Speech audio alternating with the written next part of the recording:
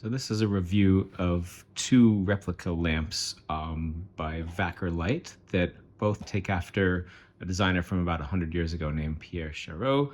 We've got the table lamp here, and over in the distance over there you can see the floor lamp. We'll go over there and look in more detail.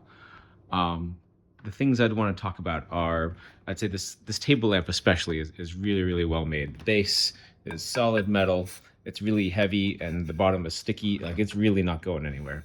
And that's good because things you may not be able to see from the website are that these pieces of alabaster are just kind of like freestanding. They sit in these metal catches and, are held by gravity. They're not going anywhere, but they would fall out if you knocked the whole thing over.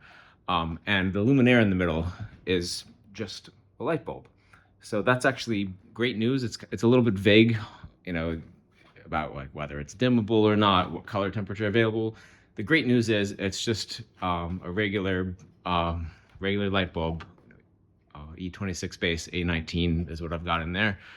But you can put whatever you want that takes the same base, which is great. If you want a different color temperature, you can do it. You want something dims, incandescent, LED, whatever. I've got it plugged into the Lutron dimmer here. But that is the other piece of information that I thought needed to come out. The cord is really nice and long. I've got most of it bound up and out of the way here, but it's got to be at least 10 feet long, maybe 15. And yeah, the overall construction of this is great. I love the pattern of how the pieces of stone are cut and arranged. And the other thing I was concerned about was whether there would be glare in the places like, when you're looking at it from this angle and you'd just see a bare bulb. Once I realized that it was in fact just a bulb. And to fix that, or at least address that concern, I put this extra plastic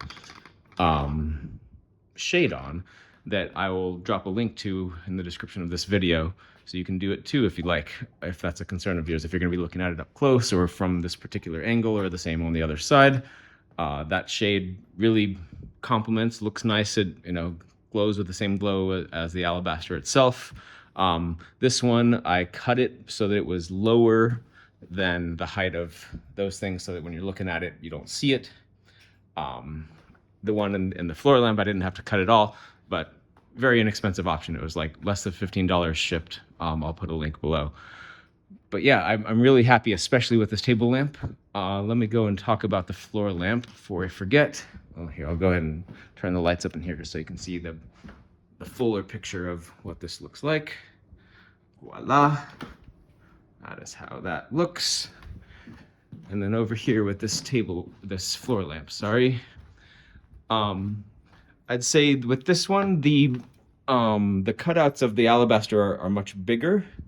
But they're not arrayed at the same angle that you see on the original piece or even on Vakkerlight's website. I don't know if that's just an artifact of how they did mine in particular, because I wanted more of the light to be shaded from different angles, or if that's just how they're making it nowadays. But it seems to be at minimum a customizable feature. Again, same thing, they're just sitting in here by gravity.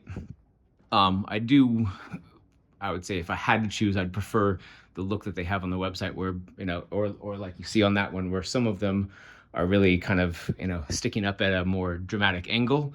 Not only does it look cooler and give you a little more visual variety in the vertical dimension, but it means that they sit at a steeper angle and are more stuck in there by gravity. But that's a minor quibble. You get the point of this design very nicely. The other thing to note is that with this big one is that the base is just hollow plastic. So if you're looking for an all metal design on the floor lamp, that's not what this is. Let me turn the lights up so you can see the base a little bit more.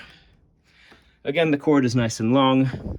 The luminaire is just a regular bulb, which you can put whatever you want in. It came with a 3000K bulb, globe style bulb. I put in a little higher lumen 2700K bulb, but that's just my personal preference. This one also dims a little nicer, but again, whatever you want, it will fit.